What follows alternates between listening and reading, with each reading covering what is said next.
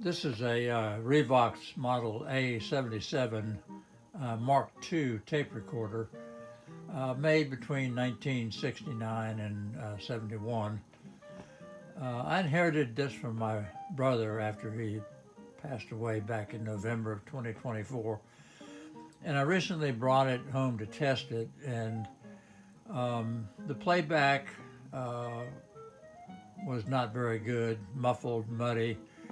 And when I tried to make a recording, I just ended up with blank tape. On inspection of the recording heads, I found quite a bit of ferrous oxide buildup on both the playback and the record head, so I cleaned that, and that immediately improved the playback.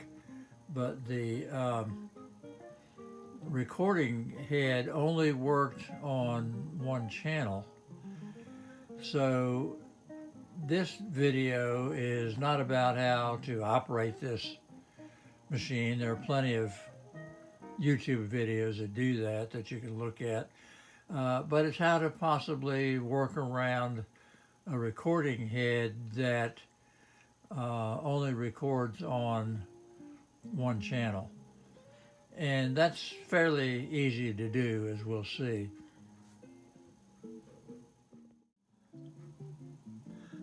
Okay, so for testing, I've got some a new tape, blank tape, queued up, and I'm playing music from this CD player over here.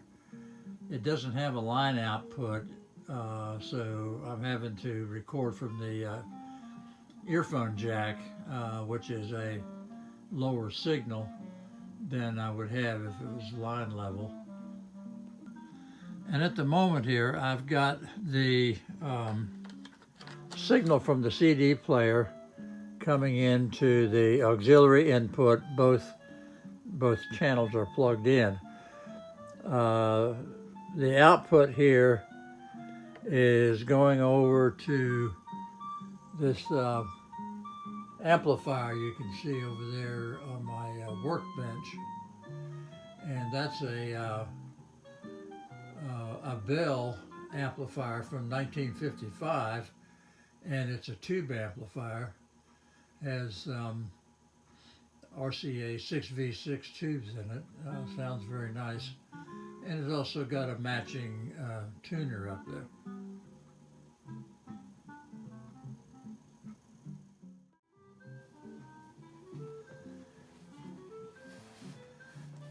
You'll notice that the two VU meters are showing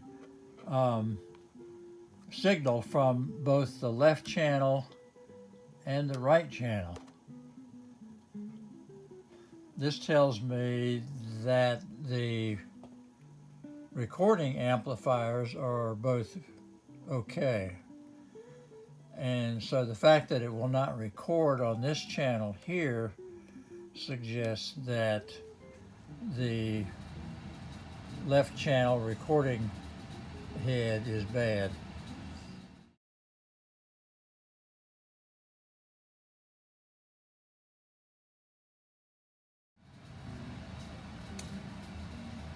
This is the recording head right here, and as you can see, it's very accessible. Don't even have to disassemble the machine. Looks to be held in by one screw here, and then there would be four leads here that to be unsoldered to remove this head. That's the easy part. From what I've read, you can't just screw another head on there and expect to be able to record. Instead, there's a rather complicated alignment process that's required, and may even require the use of a special alignment tape, which in itself is rather expensive. So I'm not going to worry about replacing that head, at least not unless I win the lottery. In the meantime, in the event that I would want to make a recording, there is a way to do it.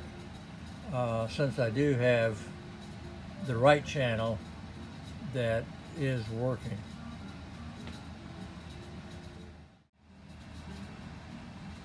So there are a couple ways to make a recording using just the right channel on this machine. And what we would need to do is to sum the left and the right channel and feed it into the right channel through the auxiliary input on the tape. According to the ReVox manual, and if you don't have one of these, you can get it online, the machine itself will actually sum the two channels into one channel. And to do that, all that you have to do with this machine, since the right channel works, is turn off the left channel, which we would do by releasing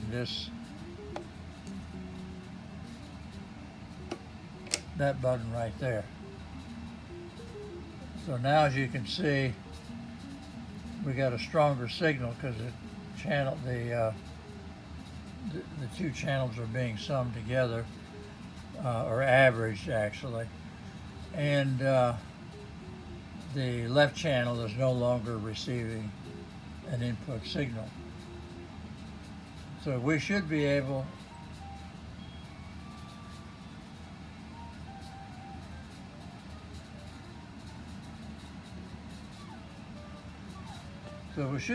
to make a recording that way. Another way to do it would be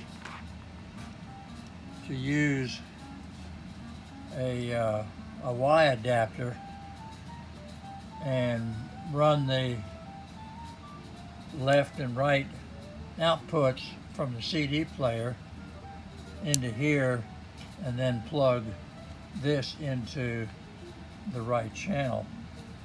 However, depending on what you're actually using as the source of your music, you might want to use a stereo to mono adapter to protect your source device, and also improve the sound quality somewhat of the two averaged signals going into the single channel.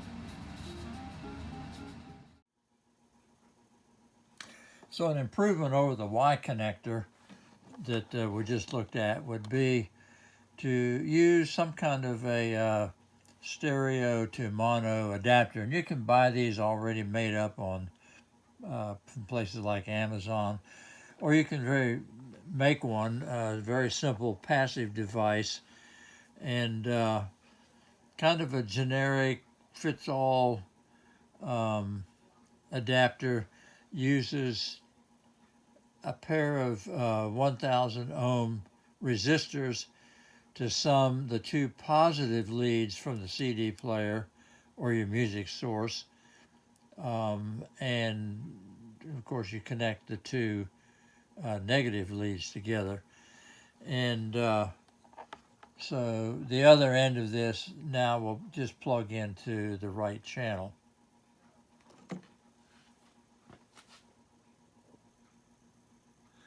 So now we've got the lead from the adapter that I made plugged into the right channel of the auxiliary input on the back of the tape recorder. Okay, so now that we're connected, we can play a selection here on the CD player, and it'll take a second for it to start. There we go. So now we have the left and the right channels feeding in through this converter or adapter, and just into the left or the right channel. We've got the left channel off and the volume turned down, and then we can use the volume control over here to control the recording level.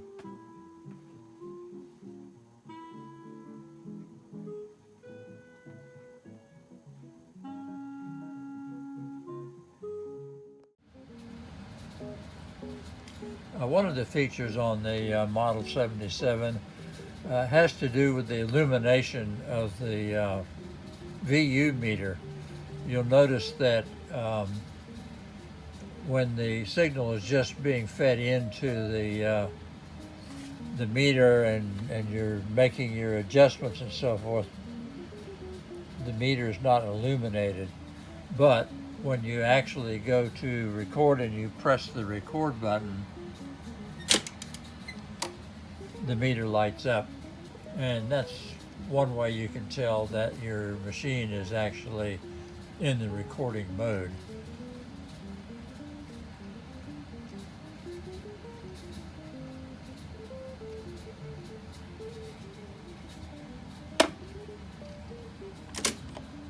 And it goes out when you stop. So using the adapter protects the CD player over here from possible damage, and it also supposedly improves, reduces distortion that might be caused by using just a plain old Y adapter. But there's also some loss of maybe phasing and of course the spatial part of the recording. If it were in stereo, that's lost as well. But if you can live with a mono recording, then you can avoid the expense of having to replace that head. Okay, so we've got our tape queued up, and we have a CD in the CD player here, and so we'll do a test recording with the stereo to mono converter here and see how that sounds. So after we make a recording using the stereo to mono adapter, I'll make a second recording. I'll disconnect the output from the CD player here and run it back into the auxiliary input, both the left and the right channel, and then we'll let the ReVox take the left channel and add it to the right channel and record through the right channel, and again making sure we've got the left channel off, volume down. So we'll have two recordings, one with the stereo to mono adapter and one where the ReVox does the mixing, and then we can compare the two and see if there's any difference between the two, which one might be better. Okay, we got the tape threaded and queued up again, or probably not queued up, but close to it.